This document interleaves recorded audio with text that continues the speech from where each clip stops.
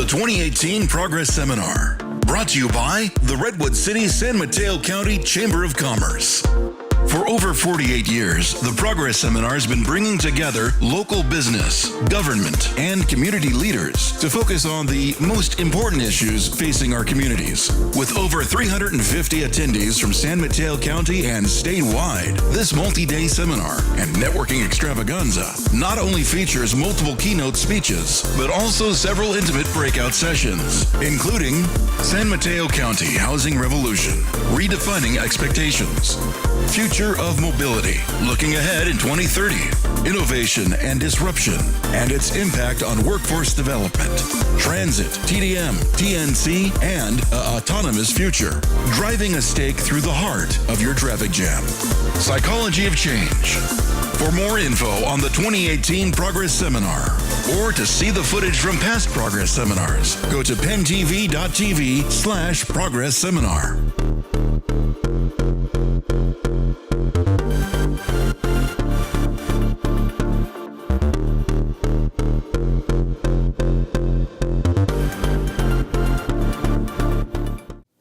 Good afternoon. Can you hear me? Yes.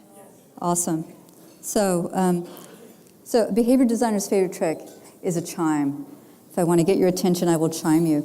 So thank you so much for inviting me. It's been great fun being with you so far this morning and hearing about your questions and concerns about how to create the future. I'm going to talk to you a little bit about the Peace Innovation Lab at Stanford. And you're going to say, what does peace have to do with it? And I'll explain that to you. My co-director, Mark Nelson, is also here. He's the extrovert in the team. Mark and I are two people who are as different as two people can be and still work together. So we know a lot about conflict and resolution. So I'm going to talk to you about our work, our background, what we've done with city labs around the world, what we've learned about large-scale innovation, and then what the role of commerce is in building peace in the world. Because peace sounds very kumbaya, but it actually isn't. So let's see if I can make this, if I can drive this. So I'm going to talk about the power of positive peace in our communities and businesses. Talk about a clunky title, man. Okay, so let's get to it. So what is the Peace Innovation Lab at Stanford? Well, BJ Fogg put this out, and what I love about the internet is the fact that nothing ever goes away, and I found this slide. And he put this stake in the ground in 2007, because he taught the Facebook course, it was 2007. And it was like crazy successful. And what he saw was the opportunity to solve big problems. If people could send pokes and vampire kisses on Facebook in 2007 and have 10 million people do it, what else could we get people to do at scale? And so he said, I know what, let's work on peace. So our history, BJ started working, exploring the issue of peace in the mid-2000s. The first Peace Innovation class was piloted in 2006, and students spent 10 weeks arguing over the definition of peace. We would call that a noble failure. Then he tried again after the Facebook class in 2008, which is when Mark Nelson got involved. And they got a little bit crispier around it and saying, like, you know what, actually peace is about behavior. And then we worked with Facebook on Peace Dot, which I'll show you about later. And then we were incubated within BJ's Persuasive Technology Lab, and then we got spun out in 2010. And then this year we just created an institute in The Hague. So that's just sort of our background of who we are. And that's an early logo as we were trying to figure out. This was back in circa 2006. So what we do, we work in the intersection of behavior design, persuasive tech. We look at game design thinking. I run the game design thinking research group at Stanford. Neuroscience, economics, and business. Because we're looking at how to create new systems of innovation and frameworks and tools for practitioners. So for those of you who attended my panel breakout this morning, you'll know I'm the Monday morning girl. I'm very tactical because I work with practitioners. We translate research in a way that's practical for lay people, okay? So a lot of solutions and whatnot are presented in such an abstract way. You go, this is great, but you know, I'm gonna go back to work on Monday and none of this is operational. We really focus on working with people like you because we work with and through you to make this change in the world. And so it has to be very, very actionable. And the key thing is that we work in the space of positive peace. And we're also interested in the intersection of positive peace and creating economic value. And I will close with that. But the key thing for us is figuring out how people can be good to each other at scale. And this really is our research question. How good can we be to each other? And when we talk about being good to each other, increasingly, it's through this piece of glass, right? And so the way we design the software on this piece of glass is going to influence how good we can be to each other. Does that make sense to people? Yeah? And what God knows that this piece of glass has allowed people to be really bad to each other. So we think very profoundly about this question.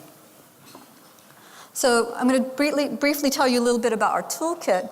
For those of you who are with me, how do we change behavior? What are the three things? Motivation. Excellent. Next. Ability. Well, what else? Prompt. Excellent. Yay, you guys get an A+. So when we're talking about behavior design, we have a systematic approach. Instead of throwing things against the wall and seeing what sticks, we're saying let's really be engineers about it. So it has to be specific, deliberate. You have to be able to measure it. Did that thing happen or not? And then can we iterate and can we scale it? So that's the world that we live in. The other world that we live in is the world of persuasive technology. This is a field that was developed at Stanford in the 1990s. And back then, they were looking at how technology might be a social actor to change your behavior. And this was back in the days of, remember the PDAs that used to be around before smartphones? And anyone have I can't remember the name. Yeah, Palm, yes. Remember? Palm was a persuasive technology. And since then, certainly in the last 10 years, we've experienced it through our smartphones. I have a wearable, a LumaLift, that buzzes me to tell me to sit up straight and stand up straight, because, we're on the computer all the time, we're slouching. So if you hear a buzz, it's my Lumo telling me to stand up straight. But that is a form of persuasive technology as well. And so we're looking at the intersection of behavior change and technology. So what does that mean? So behavior design is a process, right? We want people to do things differently in the world. We have all these devices and gadgets and IoT and everything else, and those are the things that both act as the sensors to record whether or not the behavior happened in the world, and also the prompt or the trigger to get you to do it. So when we get, how many of you keep track of your 10,000 steps a day? How are you doing it? With a Fitbit? Yeah, or Apple Health, right? And when you see at the end of the day that you have like 9,000 steps, what do you do? Shake your arm. Okay, all right. It's 10,000 steps, not 10,000 waves. Okay. Now, before we had those devices, how did you get your 10,000 steps? You didn't really, because you didn't know how far it was, right? It was really hard to measure. You didn't have something that prompted you to do it, and so on and so forth, right? So these devices can really get us to do things. I mean, we could walk before, but how far is 10,000 steps? For me, it's about 4 miles, right? So if I walk from my home in College Terrace to Town and Country Shopping Center in Palo Alto and back, I get my 10,000 steps. I know that now because I have the data. It's empirical. Right? So this is the power of technology to do that, and we've seen it quite a bit in health. The other, oh, look at that. It got messed up when it went to the PC. All right, imagine, if you will, that those boxes have words in them. But the idea is, God, goodness, that really got screwed up. There are two types of peace in the world. There's negative peace and there's positive peace. When people think about peace, they usually think about negative peace, which is how can we be less bad to each other, right? And so we have peacekeeping missiles and, guns that are called peacemakers and things like that, because we're trying to deal with violence or conflict. And so the goal is to get it to that zero line when people aren't in conflict anymore. And if anyone's ever had children who are fighting, and you say, okay, I know how I'm going to bring the peace, I'm going to separate them. They're not fighting, but they're not engaging either, right? So often with negative peace, we're trying to get people to that neutral zone. However, there's this other kind of peace called positive peace. And it's the kind of peace that we live in all the time. And if you could see those words, it would say things like awareness, attention, communication, cooperation, collaboration, and then ultimately over the threshold, the dotted line, is innovation. Because when we're working together and we're engaged in value-creating behaviors, that can generate economic value, okay? And so we look at how to create more positive peace in the world through this escalation of behaviors. So we are in the business of looking to design peace technologies. And we think that that is something that will be emerging. And let me tell you about some different examples of what a peace technology might be. So why do we think this is possible now? Well, as I've said before, we're in this era of mass interpersonal persuasion, for better or worse, Russian disinformation, anyone, right? We are in the era of ubiquitous sensors and collection of behavior data. And so that means that we can measure peace for the first time. And we can systematically design pro-social behavior in addition to health behavior or any other kind of behavior. Increasingly, when we look at modern business models, platforms like Uber, Airbnb, and so on, they are dependent upon human behavior and specific types of human behavior. The other thing that's happening right now, as many of you know, and was commented in the panels earlier, is that we need to figure out how to wage digital peace. Because so many of us live in the digital sphere, and the dialogue, the public dialogue is happening in the digital sphere. How do we make that a safe space for people to be able to participate and have a dialogue with each other, right? So we think that it's possible. Our first flagship product was with Facebook. Is Facebook in the room? There you go. And we did this in 2009. And we went to, actually Mark went to Facebook and said, you all are creating peace data, you just don't know it. And so we created this project called Peace Dot, and we went to different corporations and nonprofits and so on and said, surface the data that's showing that you're creating peace in the world. And for Facebook, what they did was they looked at friending activity. And so for a number of years, they would track daily friending activity across a difference boundary. And so when we talk about a difference boundary, it could be gender, it could be religion, it could be ethnicity, it could be life stage. It could be, the engineers versus the accountants. There are all sorts of difference boundaries that we have. And so they started tracking this on a daily basis. And for the first time, we had baseline data. So for instance, between Israelis and Palestinians, 195,435 Israelis and Palestinians friended each other. Now, when you listen to the news, you would think, never ever, never would I ever, if I was a Palestinian, have an Israeli friend. And yet they're doing it. And that was our first existence proof that you could actually measure this. In the past, the way we measured peace was the absence of violence. So Edward Azar at Stanford in the 70s started looking at newspapers and having other students look at casualties in different countries due to conflict. And he said, well, if last year they had fewer casualties than the prior year, then ipso facto, there must be more peace in that country. Instead, now we have the ability to see proactively what people are doing in terms of engaging with each other. Okay? Now, the tip of the spear, online games. What's been really interesting, this has come up in the panel conversation, is public discourse. There's been research and efforts going now on with online games to reduce the toxicity in game culture, because it turns out that a lot of players don't like playing in a game where they're being bullied. And so the pioneer in this is League of Legends. And they've started working on changing the behavior of gamers so that there's less bullying, less trash talk, less harassment, and so on. And they've done a variety of experiments to do these interventions. Two other platforms, Sea of Thieves and Overwatch as well, are beginning to work on this problem.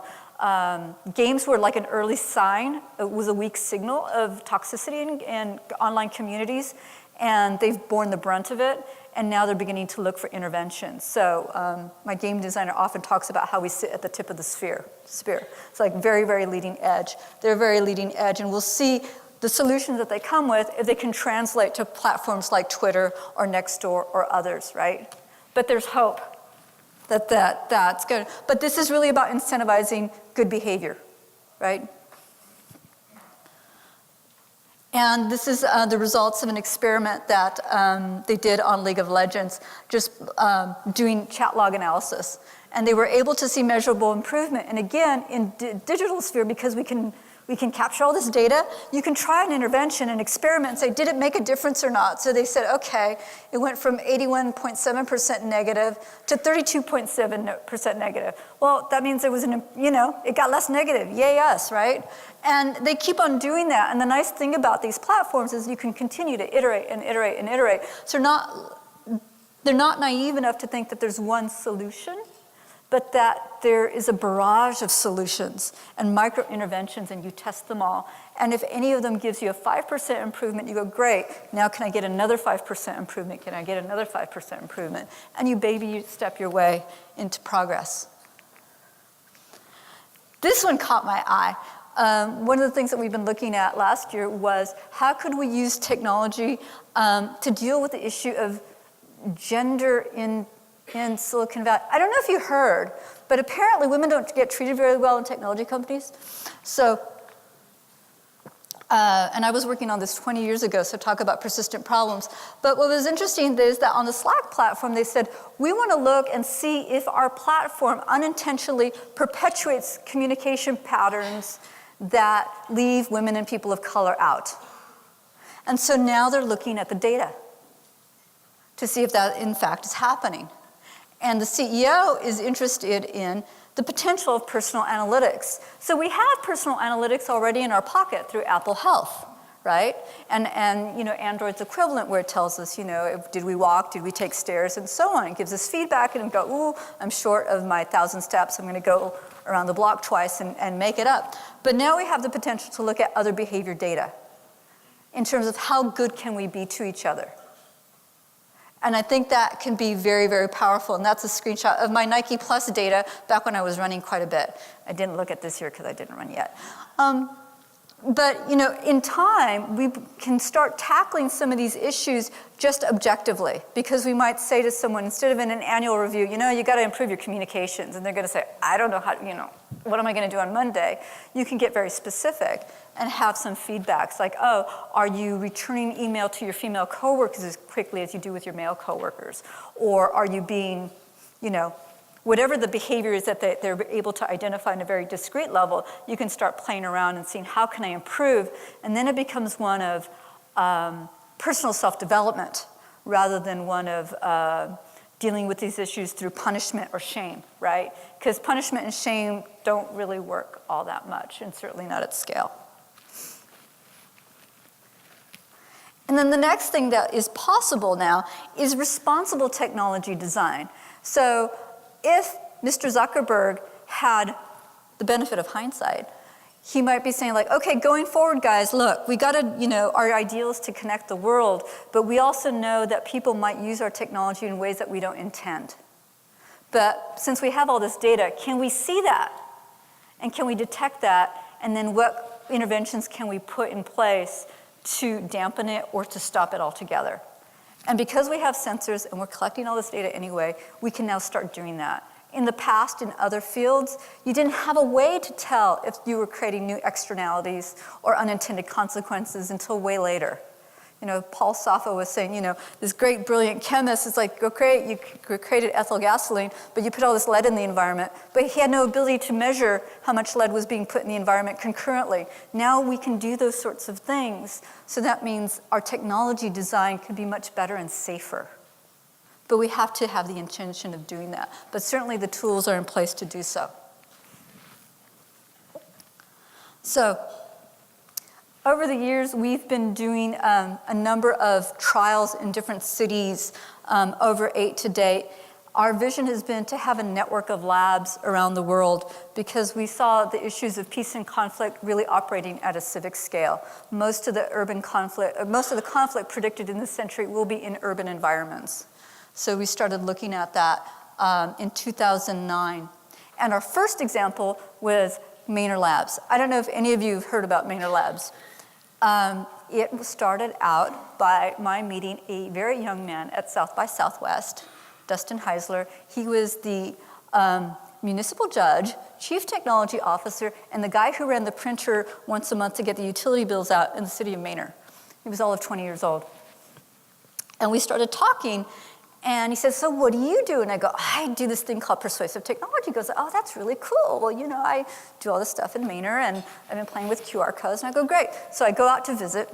The city manager shows up in an F-150 truck, takes me out to Manor, which is a little itty-bitty town in Texas. And I'm going, okay. So we started something called Manor Labs. And what we did was we changed how the city interacted with its citizens.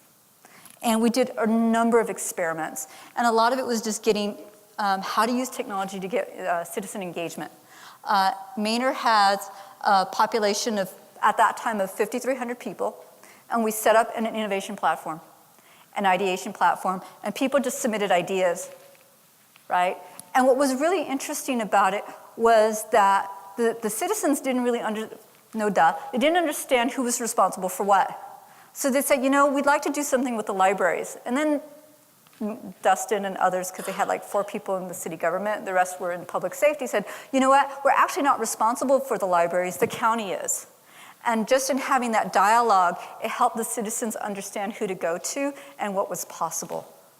In addition to that, what was really crazy was it got recognized by the White House of all places. We were launched, and within 2 months, we had gotten on the White House's map in terms of doing government innovation. And we also set it up as an incubator. So any GovTech startup who wanted a test bed could go to Manor and test their technology with the citizens and with the government. It was really, really cool. And this was in 2009. It was a bit Wild West. We did it with 0 budget. It was just sheer will, and Dustin going out saying, yes. Anyone who came to say, yes, I will test it. Because he was 20 and he was fearless, and it was a beautiful thing. The interesting effect about Manor was the ideation platform was used in 8 other projects. QR codes were adopted in a number of different cities. It has been cited in 30 different books around government innovation. And every once in a while I'll say, hey, Dustin, guess what? We've got mentioned in a book, because it was just crazy. But that told us the potential of what you could do with cities. So what have we learned from all these pilots in Denmark, Argentina, Bolivia, Tunisia, Cyprus, and so on? And this is something that Lynn Jeffries from IFTF was saying this morning, is you have to create the future that you want.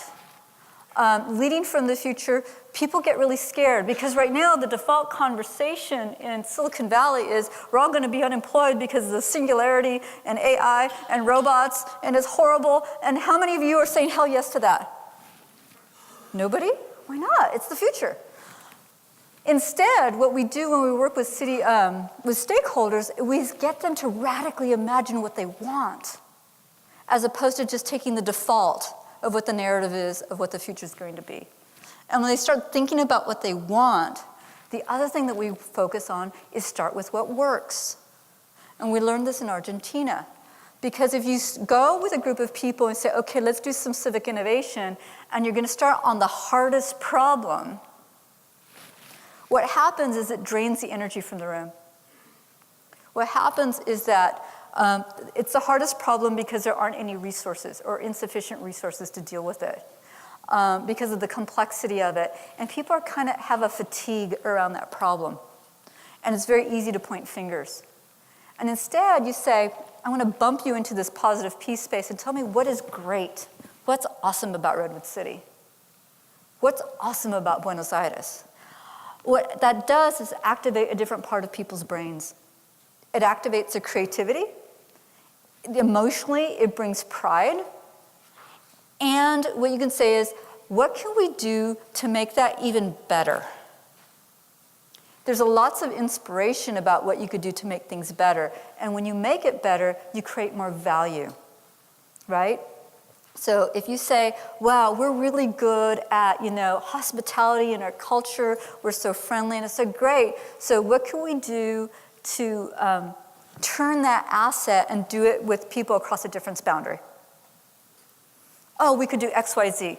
All of a sudden, all sorts of innovation, great ideas come up. But the key thing is that for communities, for different stakeholders who are not used to working with each other, they get to exercise their collaboration, cooperation muscles. And we've kind of rigged the game so that way they'll be successful. And the more success that you have, the more cohesion you can create. And the neuroscience of these tiny successes is that you get the dopamine hit and the testosterone hit. Dopamine, yay, we did it. Testosterone gives you the ability to take risks to do more. And you baby step your way. And you build on those successes. And as you move down the stack, you say, okay, what's the next thing that's really great? And the next thing. And then you get down to, okay, what's something that's hard that we can make a 10% improvement on? But by then, you have this emotional goodwill, and you have resources, and you have a team that's confident that they know how to get things done together because they've had prior success. The other thing is that people own what they create, right? It's very hard for me to diss somebody else's idea if I didn't have anything to do with it. It's very hard for me to diss my own idea if I put a lot of blood, sweat, and tears in creating it.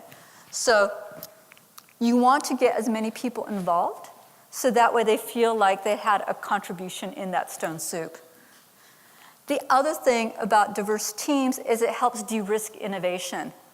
As Mr. Nelson often tells me when he asks me what I think and I'm being difficult and I don't want to tell him, he says, I'm the left eye and you're the right eye. With the both eyes we can see stereoscopically, but I can't get the complete picture just seeing it out of my one eye. And I go, oh, okay, right, I'll tell you my point of view. And it's hard to do because sometimes when we look at someone who's very different from us, we say, they've got it wrong, they're seeing it the wrong way, as opposed to thinking about the metaphor. Think of all the cameras that we have in our built world, between the phone the camera in our phone, to the camera in the corner of the building, to satellite, but they all have a different view of the same picture. And as we get more eyeballs on the problem, we get different angles on it. And this is how we de-risk innovation. So that way we don't come up with a solution that only serves a few people, not everyone. The other thing is that we saw, especially in Argentina, we learned this, was that we didn't want to come in as colonial innovators. We've come from Stanford, we're here to save you, we're going to tell you what the solution is. Because you know what? The people who know most about Buenos Aires are the people who live in Buenos Aires. We didn't need to bring an anthropologist or an ethnographer to come in and study the indigenous people of Buenos Aires and how they think. Just ask them. They know. They're expert about trash and transportation and living in the city and everything else. They can come and bring their lived expertise and contribute to the design team. And obviously, I'm belaboring the point, it's a team sport. All these different skills, lived experiences matter in coming up with new solutions. The other thing that we've learned in putting together all these trials with all these different cities is, well, you know this, cities share common problems.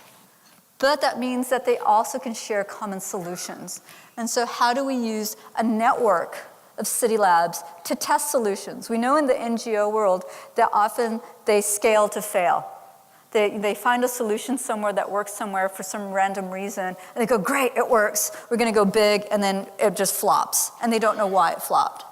Instead, using the metaphor of like a randomized controlled field trial, sort of like what you would do in medicine, you'd say, okay, does this work with different populations? And if it does work, great, and if it doesn't, why? Was it because of size? Was it because of culture? Because of demographic? But that way, we all accelerate our common learning as civic innovators. We started working with corporations, and corporations would say, why do I care about peace? Well, corporations need peace too, because it turns out there's a lot of conflict inside of enterprises. How many of you inside your organization, do you all get along? Do you all fight? Do you stonewall? Do you not cooperate? Are you siloed? Are you guys in perfect organizations? I want to go work there. What we found engaging with corporates is that talking about peace as pro-social behaviors of cooperation and collaboration resonated with them. Because, so, yeah, we have a lot of internal conflict. How do we change that? And one of the big problems that they have is openness to ideas from the outside, which is openness to people, ideas from people who are not like them across a difference boundary. How do you do that? We look at how do you build trust? How do you build compassion? How do you build empathy? How do you express that to your customers? If you had a choice between flying Virgin or flying United, how many of you would fly Virgin? How many of you want to fly in a groovy nightclub in the sky, right? Yeah. How many of you want to fly United where they're going to kill your dog? Really? As you go, I don't have a dog. All right, cool. And when you think about, you know, if I said, how good can Virgin be to its customers? Virgin would say, I'm going to create an extraordinary experience. It's going to be fun. I'm going to surprise you. I'm going to delight you. I'm going to entertain you. It's going to be great. United's saying, like, you're freight. I'm just moving you from A to B. And that's the experience that I'm creating for you. Which one would you rather have? But more importantly, those employees can't give what they don't have. If they're not experiencing compassion, respect, trust in their own internal culture, how can they possibly express it to their customers? And so when we think about how good we can be to each other, from a very practical, tactical matter, this is how you experience it on an everyday basis.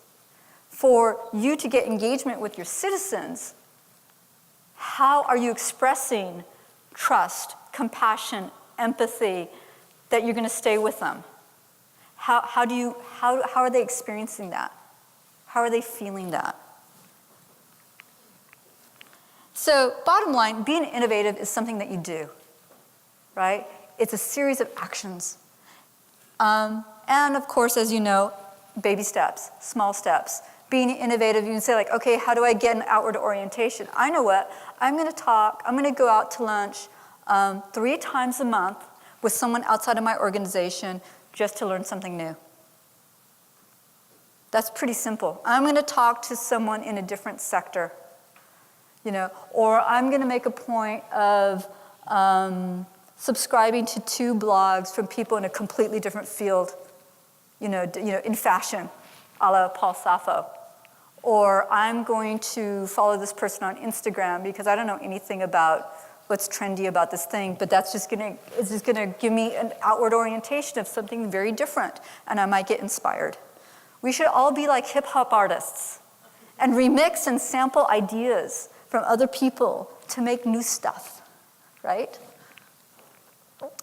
How many of you hate the phrase fail fast? Do you guys like that phrase? Oh, you do? Okay. I'm kind of tired of it. When I talk to people, especially in Europe, they flinch because they want to fail fast, but they want to know where it's been done before. And what we want to do is reframe the conversation from fail fast, because outside of Silicon Valley, if you fail, your career is pretty much over, right, in other cultures. And instead, talking about systematic innovation. So instead of saying, like, we're doing these random things, and I don't know if it's going to work or not, and if it fails, oh well, to, I'm going to design an experiment. And I'm going to discover something from that.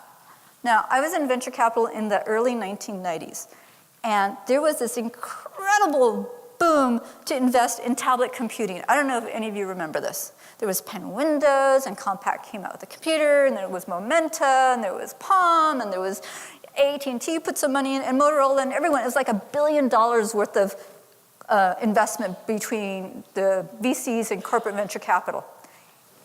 All of them failed. All of them. The only thing that survived was Palm. It was like money down the hole. But you know what happened? All of Silicon Valley got their tuition paid for because they discovered, oh, we need to make smaller semiconductor chips. They're too hot. We need to make them cooler. Oh, battery life. We need to do innovations in battery life. Oh, we need to have better screens. We need to experiment with backlighting. Oh, we need better technology for handwriting recognition. On and on and on and on and on. As they stepped into that problem space, they discovered everything that they needed to invent, everything that needed to be developed.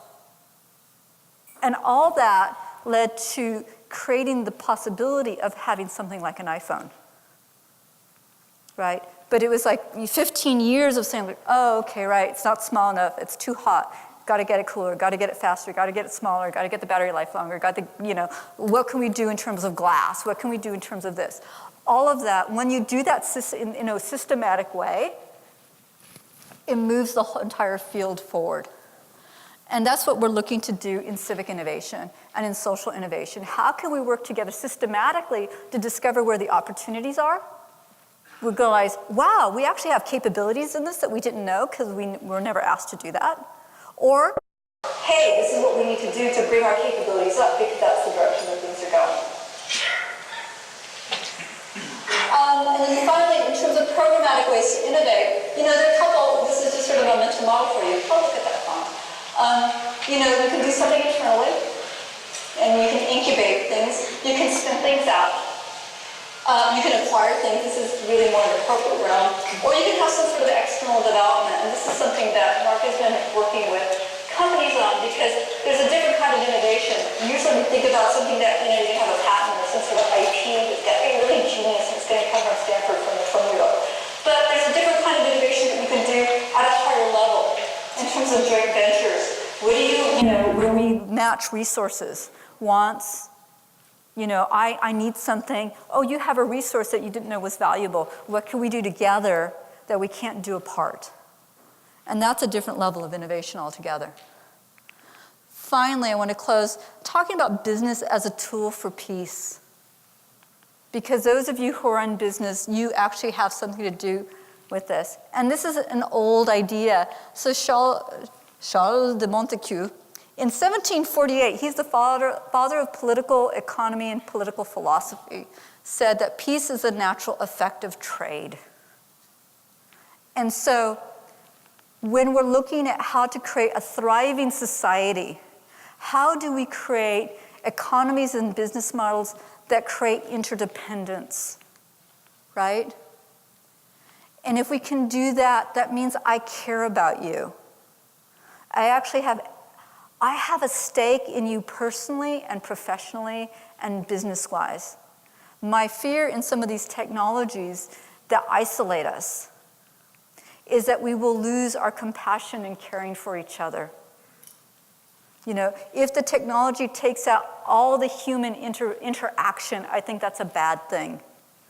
Because then we're no longer, I'm dealing with Amazon, so it's, through the piece of glass. Is there a person behind there or not? I have no idea. I don't know, I don't care. If I'm interacting with a local merchant, I actually care. If the merchant actually knows me well, greets me by name, then it's not just a transaction, a commercial transaction that's happening, but there's an emotional transaction that's occurring as well. How do we cultivate that so we can have a thriving society?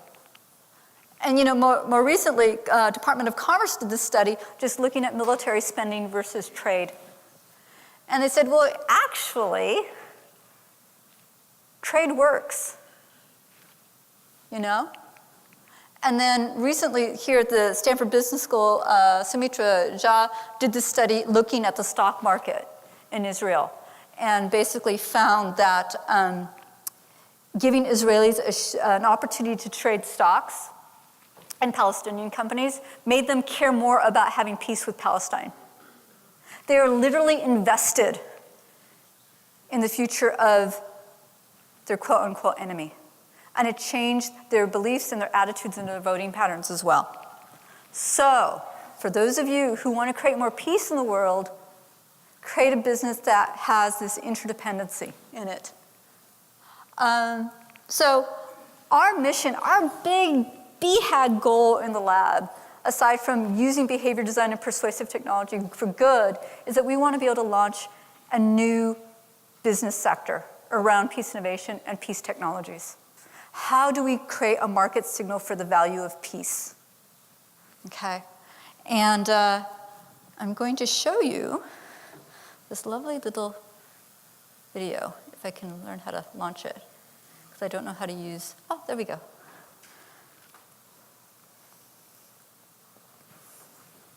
So PAX Exchange is a platform that we have been incubating with The a level of German trust goes utility up. People company. feel safer and happier. Okay. And that is worth a lot.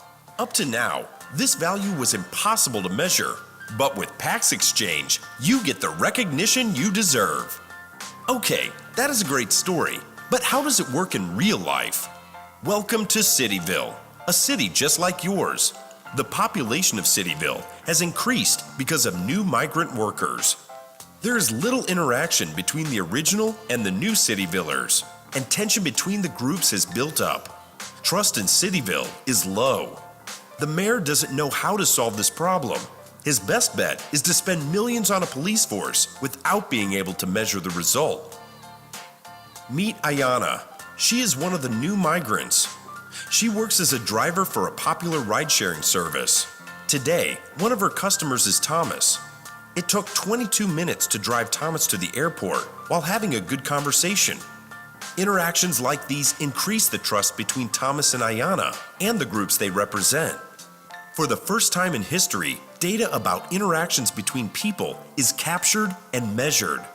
The Pax Exchange platform uses the anonymized and aggregated information about Ayana's ride and many other interactions from other platforms to help 3 different groups of people: tech companies, city officials, and social entrepreneurs.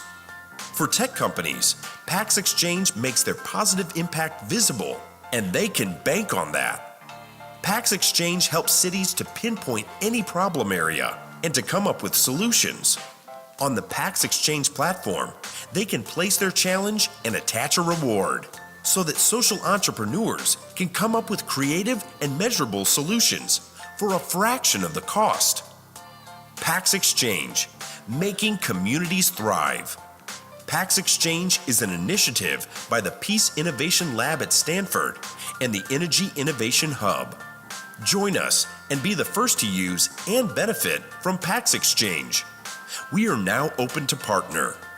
We offer a limited opportunity to a select group of leading tech companies who want insight in and get rewarded for their positive impact, and forward-thinking city officials who are open to explore new ways of identifying and solving their challenges. Sounds like you? Get in touch. Okay, hopefully that will not replay. So here's my call to action to you. I invite you to work with us.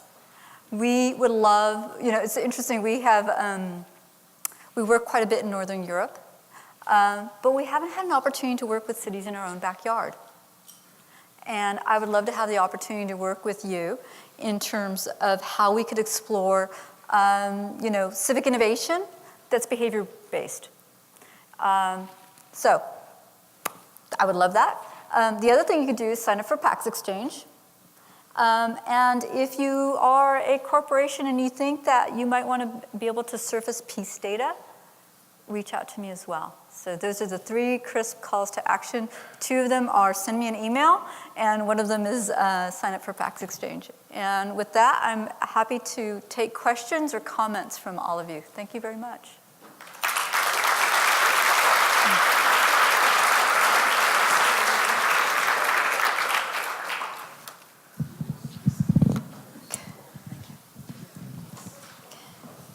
What are some metrics of peace that you're looking at?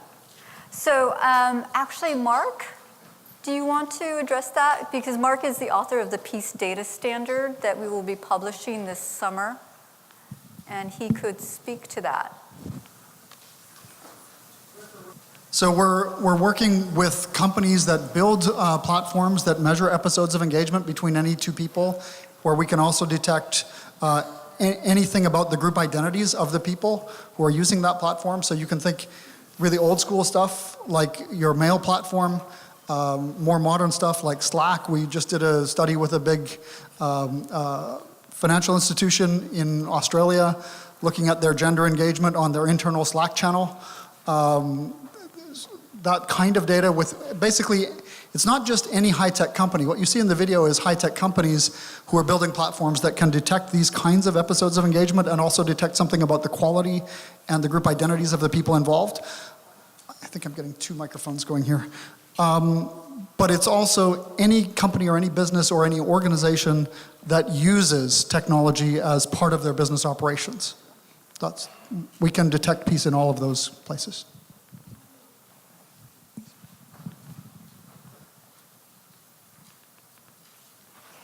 Any other questions? Oh, okay, yes. Coaching voice. Yes. Years ago, I attended another one of your fellow professors on a forgiveness program. He'd done work in Ireland and he'd done work with the Palestinians. In your model, to have peace, you also have to have forgiveness, or do you? In what we're doing, we're looking at technology mediating opportunities for He was peace. trying to heal. He was trying to heal Ireland after murders. Right. And Palestine and Israel after murders. Yeah, we don't work in that space. We work on what's referred to in the military as left of boom. And so we're upstream, and what we're looking at is preventative. It's sort of like a wellness versus illness in terms of if we were looking at health as a metaphor. He's looking at how to deal with something post-conflict. We're looking at how to engage individuals and communities so that way they can have healthy relationships that don't escalate into conflict. What happens if you can't get there because there's so much damage that you've got to recover from? You know, that's not in my area of expertise. Yeah. Anything else? Yes. Thank you. It seems like the place to begin with this is with a younger generation of students, with students. So do you see an application for this in, as we try to create positive school climate and positive school communities, to use, say, PAX Exchange in a different setting, not in a, I see this as a business, corporate, entrepreneur setting, but in a restorative practice or I could see students also being the entrepreneurs of their own communities where there's an interaction between the students, say the principal or the leadership of the school, and then the entrepreneurs who are the students. Just wondering if you've had any thought about translating it into a younger platform. Yeah, actually we've worked with youth before. We did a continuing studies class at Stanford last summer with high school students as they worked on peaceful interventions in their community, and they were looking at issues of sexism, bullying, and so on, and they came up with ideas. We've also worked with Castilleja's school in the past with high school seniors there on these sorts of issues. So yes, you're spot on. They would be very inclined. In another talk that I give, I call out an application called TBH, which none of you are probably familiar with. TBH stands for To Be Honest. And it is an application where middle and high school students can give compliments to each other, but they're anonymized. And the growth of TBH was phenomenal last year. They had over like 2 billion postings of compliment ideas from students within 9 weeks. And it was created in part to deal with the mental health crisis with teens because of so much social anxiety. And they liked the app because you couldn't chat. So that meant that there was no ability to bully anyone or harass anyone. You could only say nice things. And because they were anonymized, you got the hit of dopamine of like, wow, somebody out there really likes me, without having the ick factor of who it might be, right? And so that company was acquired by Facebook for $100 million after being on the App Store for 9 weeks. It was pretty crazy. Yeah. Anything else? When you're working through with people on these kinds of projects, where do you hit resistance and rejection? Well, where do we hit, Mark? Where do we hit resistance and rejection? I think we've learned how to address that by, again, getting people to say the problem isn't you or me, the problem exists outside of us.